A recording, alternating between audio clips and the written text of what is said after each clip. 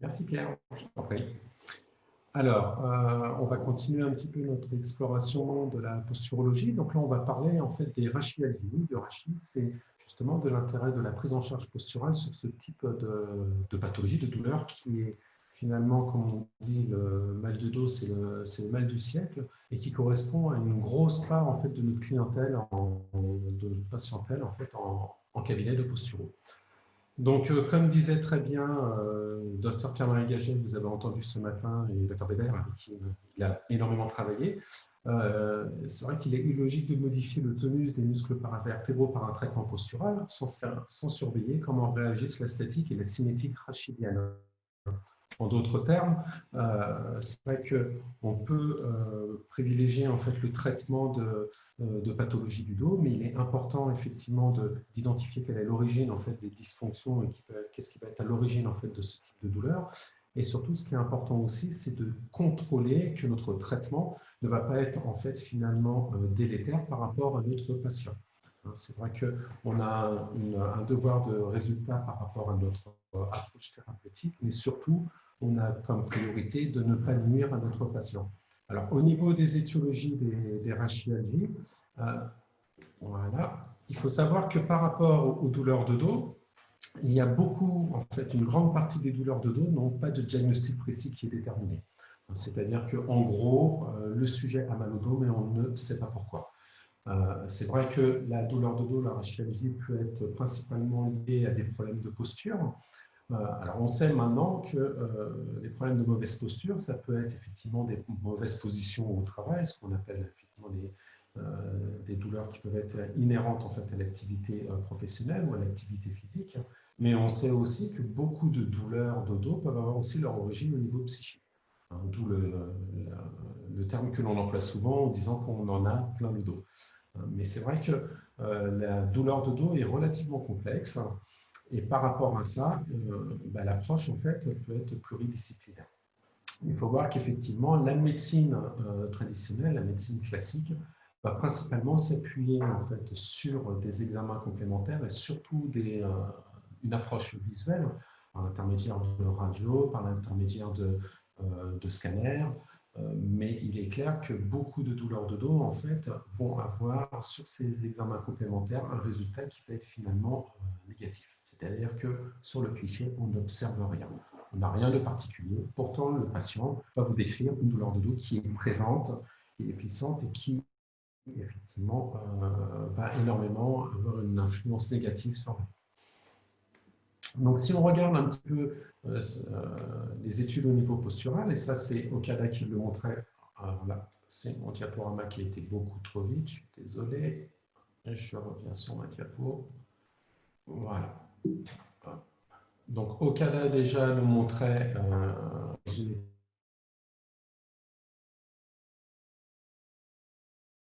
on fait une électromyographique chez un sujet qui est debout, on voit que le sujet finalement qui va avoir une posture qui est normale, donc qui est équilibrée, va surtout avoir en fait une régulation posturale qui va se faire par l'intermédiaire des muscles extrinsèques du pied et principalement par le solaire, qui pour nous est vraiment l'un des muscles principaux de la régulation posturale.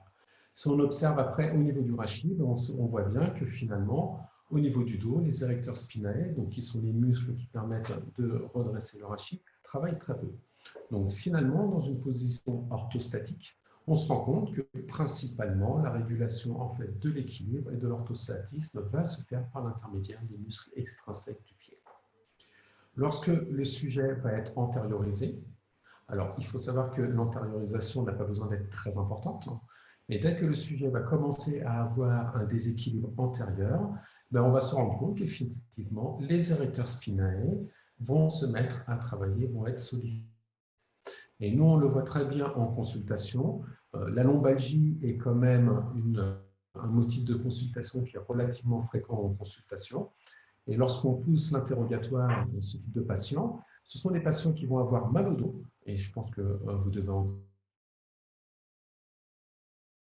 statique, en position orthostatique, qui vont avoir des douleurs dans le bas du dos lorsqu'ils vont être apiétinés, par exemple lorsqu'ils vont faire les musées, faire du shopping. Mais c'est des patients qui vont dire que lorsqu'ils marchent dans la rue à leur vitesse normale, ils n'ont pas mal au dos. Et on se rend bien compte effectivement que ces patients-là, souvent, sont des patients avec des gros troubles au niveau postural. Et on peut comprendre effectivement que le corps humain fonctionne un petit peu comme un vélo, c'est-à-dire que plus on va avoir de vitesse, et plus on va avoir d'inertie, et plus on a d'inertie, plus on a d'équilibre.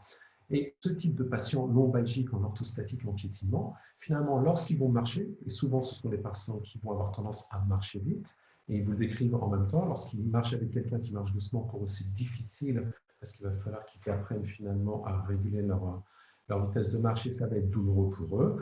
Et quand ils mettent de la vitesse, de l'inertie, ça leur permet finalement de ne pas trop solliciter les muscles du dos, mais par contre, dès qu'ils restent en position orthostatique, là, ils vont avoir effectivement leurs muscles du dos qui vont travailler, et principalement dans la région lombaire.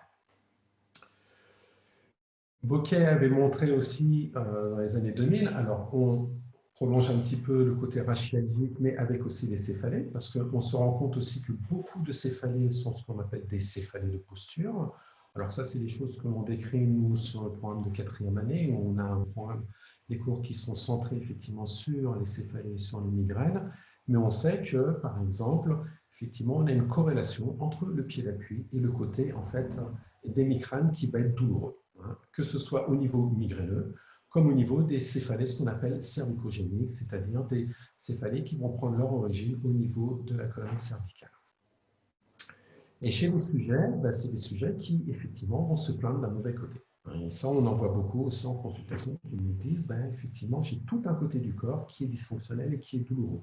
C'est des patients qui vont décrire des douleurs au niveau cervical, par exemple, sur le côté droit, mais qui vont décrire aussi des douleurs au niveau des trapèzes de l'épaule à droite. Et puis, on va trouver aussi des patients en même temps qui vont nous décrire des douleurs de genoux, des douleurs de pieds. Et on va avoir une pathologie, enfin une symptomatologie qui va plutôt être concentrée sur un hémicorps. Donc, ce que l'on va utiliser, et c'est un test qui est très important pour nous, c'est le posturodynamique, parce qu'il va nous permettre en fait d'investiguer effectivement le tonus et de voir par rapport à un rachialgique quelle est sa mobilité de s'incliner. Alors, le posturodynamique chez le rachialgique va être intéressant parce qu'il va nous permettre effectivement de déterminer si on a des troubles du tonus postural sur l'ensemble du rachis, puisqu'on va pouvoir tester en globalité en fait, l'ensemble du rachis. Et puis après, on peut même avoir un posturodynamique qui va être limité sur un groupe de vertèbres et pouvoir avoir la cinétique sur un groupe vertébral. Et puis, en plus, le posturodynamique chez le rachialgique va être intéressant parce qu'il va nous permettre aussi, on va l'associer à la sensation de douleur chez ce patient.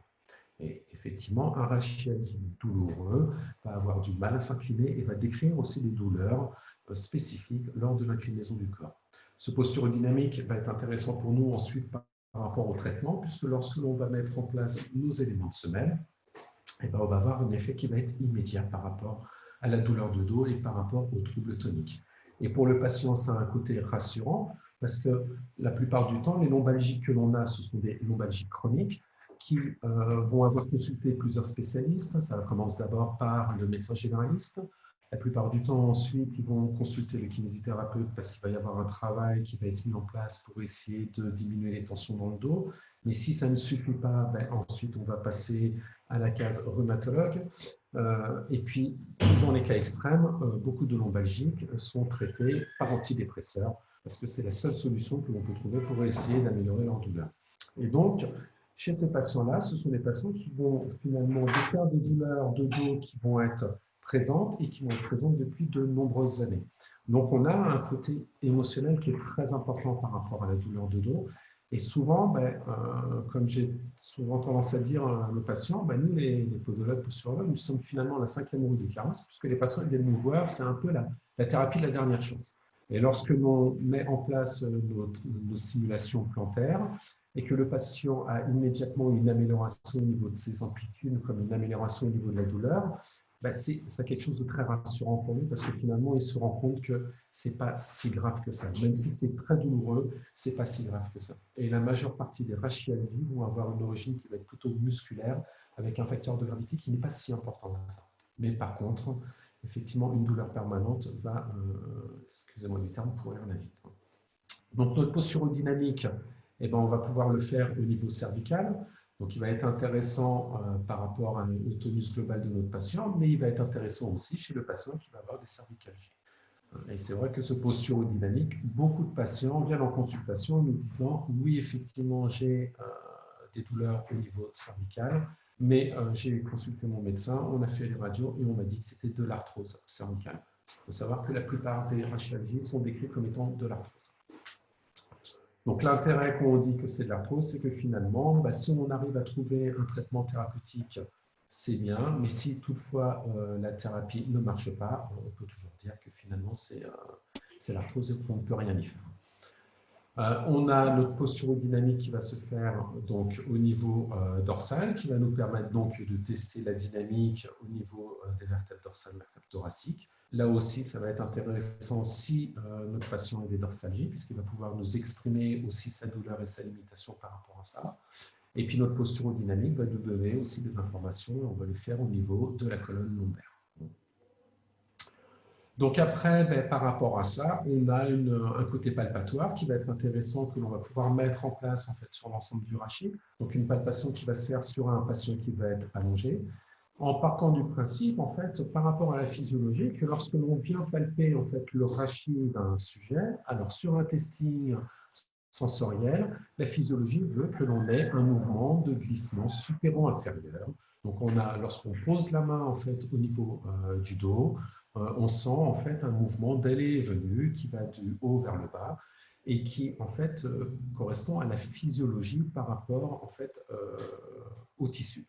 Et lorsque un sujet a des dysfonctions en fait au niveau rachidien, donc qui dit dysfonction dit douleur, qui dit douleur va dire en fait modification du tonus, donc un effet de contraction qui se met en place, puisque lorsque l'on a mal en fait on a plutôt tendance à se contracter par rapport à la douleur. Et bien, ces perturbations en fait, de tonus musculaire vont entraîner une perturbation de ce glissement podocéphalique au niveau rachidien. Donc finalement, avec notre main, on va pouvoir analyser l'ensemble du rachis, on va pouvoir localiser les zones qui sont dysfonctionnelles, qui vont souvent être en relation avec ce que l'on aura observé au niveau du posturodynamique, et qui vont nous permettre aussi de faire des interrelations entre les différentes zones rachidiennes qui sont douloureuses, de façon à venir repérer la zone qui est primordiale pour pouvoir venir la traiter. Parce qu'il faut bien comprendre qu'en fait, on est tout le temps dans de l'adaptation. Oui, principalement, on le voit par exemple chez les lombalgiques. Souvent, c'est des patients qui vont décrire une douleur dans le bas du dos dans un premier temps. Et puis, comme ils vont mettre en place des adaptations par rapport à cette douleur lombaire, c'est des patients qui, dans un deuxième temps, vont décrire par exemple des cervicalgies. Mais dans ces cas-là, ça ne sert à rien d'aller venir traiter la douleur au niveau cervical, puisqu'elle va prendre son origine, dans ce cas par exemple, au niveau de la dysfonction au niveau lombaire. Donc, par rapport à notre examen clinique, on va être en mesure de faire nos interrelations et de voir un petit peu si on a des zones qui sont dysfonctionnelles et de repérer la zone primordiale. Donc, notre mouvement, notre testing au niveau rachidien va consister à repérer les zones qui sont dysfonctionnelles. Et en fonction des zones dysfonctionnelles, on va aussi voir est-ce que par rapport à la zone rachidienne dysfonctionnelle, est-ce qu'on a des mouvements qui sont plutôt bloqués, ce qu'on appelle nous de l'hypomobilité, ou est-ce qu'on va avoir des mouvements de traction qui vont être latérales, pendulaires. Enfin, l'analyse de ces mouvements en fait, qui incombent au niveau de notre testing sensoriel peut nous donner aussi des informations sur l'origine de la dysfonction. Donc, notre sujet va être testé au niveau allongé. Donc, on va venir investiguer l'ensemble du rachis et on va repérer les zones qui sont dysfonctionnelles. Ensuite, on va faire ce qu'on appelle, nous, des interrelations, de façon à repérer la zone primordiale. Et par rapport à cette zone primordiale, on va pouvoir utiliser des éléments de semelle qu'on appelle nous, des éléments réflexes, qui vont être des éléments en résine, d'épaisseur principalement millimètre,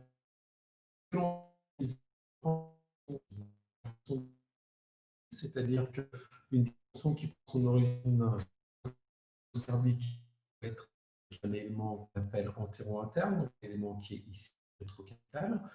Une dysfonction rachidienne primordiale qui va être au niveau dorsal thoracique, on la traitera avec un élément qui va être au niveau médio-interne.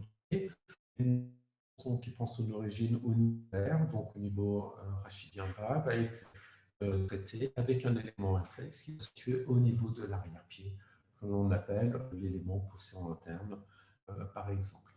Donc, lorsque l'on a repéré une autre zone dysfonctionnelle primordiale, par exemple ici, on est dans une situation où la dysfonction principale est au niveau dorsal, on va valider en fait notre investigation en venant faire une stimulation plantaire. Donc, on a vu qu'au niveau dorsal, c'est l'élément médian interne, donc ce qu'on appelle un baropresseur au niveau de notre élément médian interne. Et si on a trouvé le bon élément, ça va restaurer notre mobilité podocéphalique au niveau de notre zone dorsale dysfonctionnelle. Et si on avait d'autres zones rachidiennes qui étaient dysfonctionnelles et qui étaient des dysfonctions secondaires, on va se rendre compte qu'avec notre élément médio interne, on va restaurer en fait notre mouvement podocéphalique sur tout l'ensemble du rachis. Donc ça nous permet de valider que notre élément réflexe est spécifique en fait de la dysfonction rachidienne que l'on a trouvée.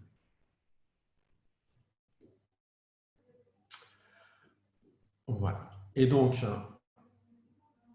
comme disait Paul Bessou, le pied est le principal serviteur du rachis. Et nous, on le voit très bien, c'est-à-dire qu'on a beaucoup de rachialgies qui prennent leur origine au niveau podal, qui sont la conséquence en fait de dysfonction podale, soit de perturbations en fait au niveau proprioceptif au niveau du pied, soit de perturbations neuroarticulaires au niveau du pied, qui peuvent être par exemple des conséquences de traumatisme, comme par exemple une entorse. Et on voit aussi que finalement, en passant par l'intermédiaire du pied, par l'intermédiaire de la semelle orthopédique, on arrive à améliorer une bonne partie des rachialgies. Voilà, je vous remercie. Est-ce que vous avez des questions? Sinon, on va procéder à une démonstration sur un sujet. On va faire une investigation par rapport à un testing, donc un posturodynamique, et puis après, repérer les zones qui sont dysfonctionnelles et puis voir ce que l'on peut faire lorsqu'on met en place notre investigation au niveau rachidien par rapport au testing sensoriel. Une petite question. Oui. Il est écrit, les semelles de posture peuvent-elles aider des patients qui n'ont pas de problème de pied? Qui n'ont pas de problème de pied? Ouais.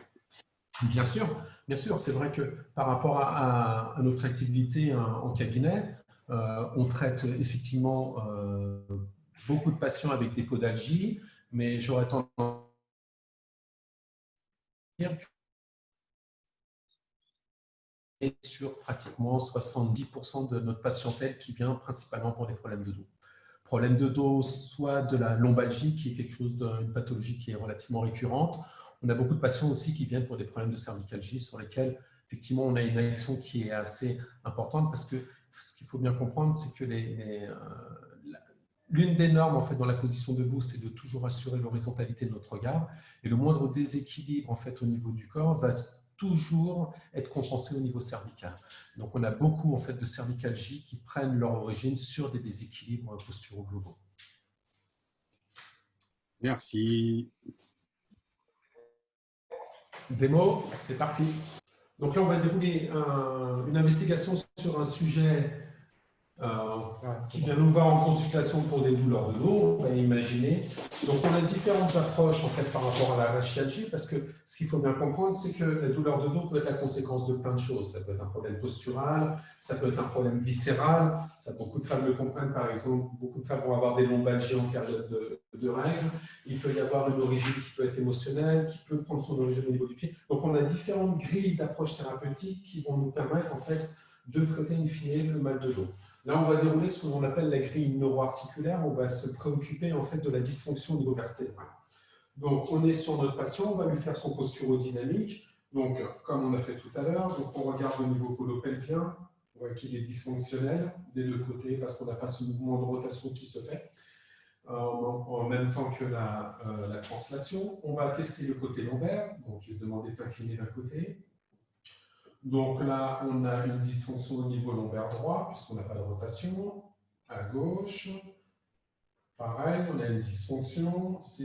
Donc on va mettre une fois au niveau de notre posture dynamique, le côté lombaire gauche est dysfonctionnel. On va venir tester au niveau dorsal. Donc le sujet va s'incliner sur la droite. Là, pareil, on n'a pas de rotation contralatérale. Il va s'incliner sur la gauche. C'est dysfonctionnel aussi. Et même, je ne sais pas si vous le voyez à la vidéo, mais la différence entre le côté droit et le côté gauche, c'est que le côté droit, il s'incline, il n'y a pas de rotation qui se fait. Sur le côté gauche, lorsqu'il s'incline, il y a une rotation qui est inversée. On va venir tester au niveau cervical. incline la tête à droite. Donc là, on va dire que c'est à peu près physiologique. À gauche, c'est dysfonctionnel, on a un mouvement de rotation. Donc, on a vu chez lui qu'on a la colonne cervicale qui est perturbée. Alors, on va partir du principe, et c'est souvent ce que l'on fait en consultation, le côté cervical est adaptatif. Donc, sur notre côté palpatoire, on ne va pas venir palper au niveau cervical pour l'instant, on va se préoccuper du reste, on verra ce que ça donne au niveau des vertèbres cervicales. On a vu que la colonne donc, dorsale est dysfonctionnelle et la colonne lombaire est dysfonctionnelle. Donc, le sujet, on va l'allonger. Donc là, ça va être sur le ventre, voilà, avec la tête posée sur le front.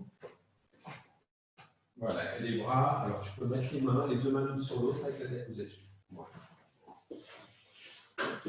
Et là, on va venir investiguer l'ensemble du rachis. Et l'avantage, c'est que finalement, nos mains vont nous donner énormément d'informations et la main est beaucoup plus précise finalement que les examens complémentaires que l'on peut faire avec les IRM, avec les radios, puisqu'elle va nous donner des informations finalement sur ce qui se passe au niveau tissulaire. Donc, je rappelle, le principe est que lorsque l'on vient tester en fait, au niveau sensoriel, on doit avoir un glissement podocéphalique qui va se faire.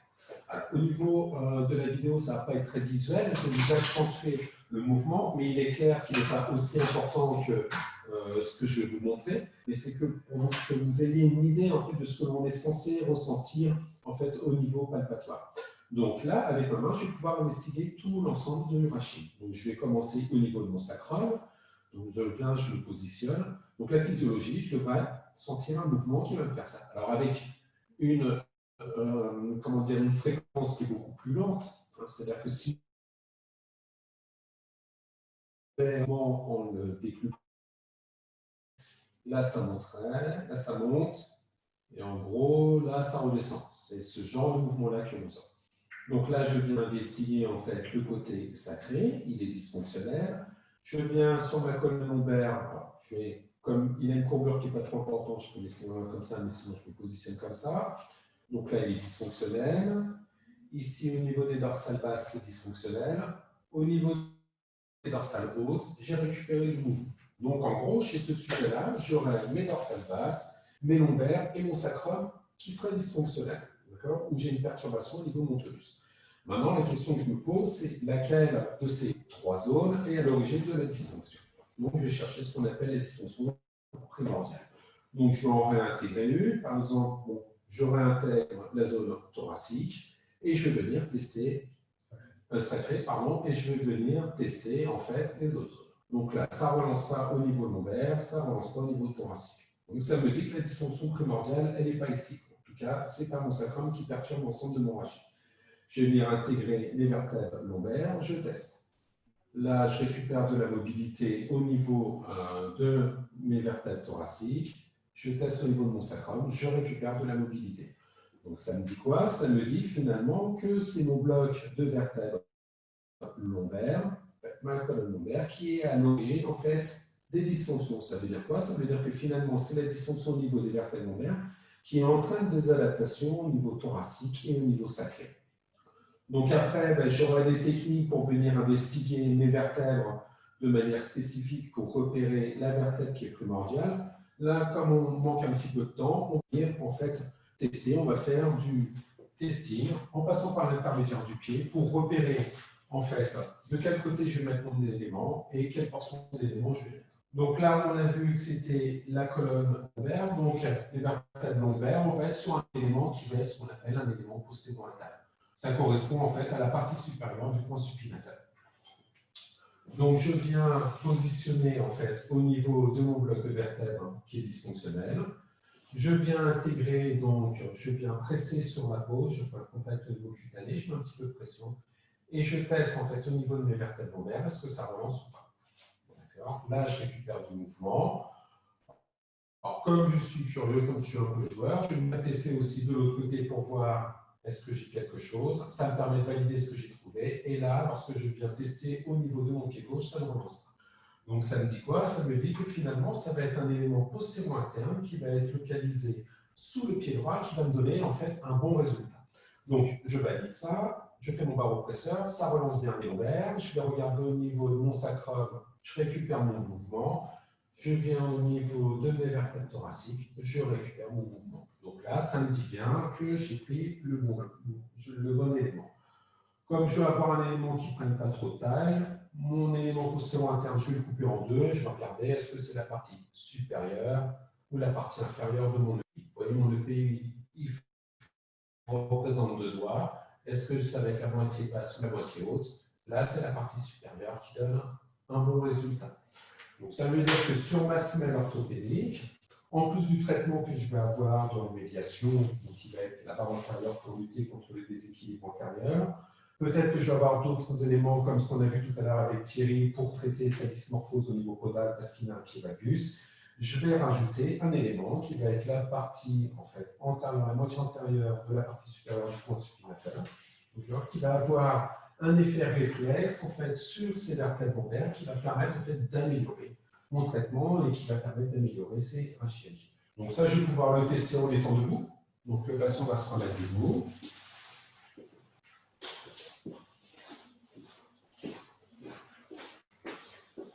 Bon, tu vas rester là.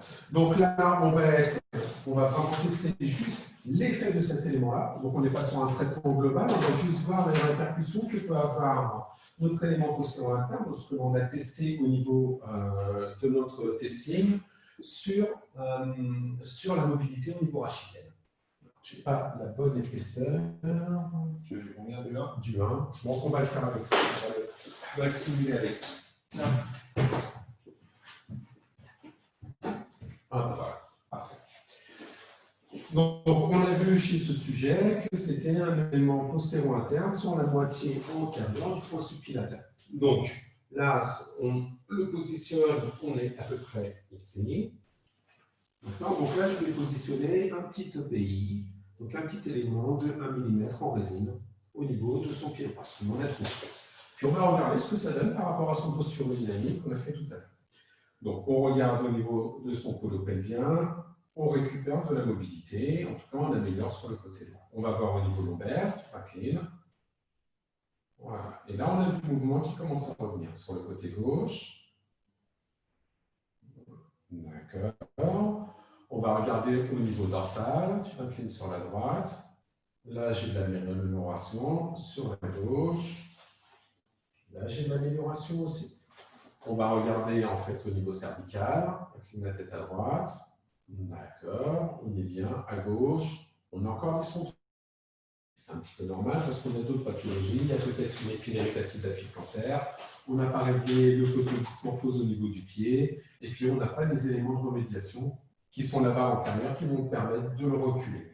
Mais on voit que finalement, avec notre petit élément réflexe qui va être localisé, qui va avoir une action principalement sur l'état tonique au niveau des vertèbres lombaires sur le côté droit, ça améliore quand même pas mal sa cinétique au niveau rachidien. Voilà.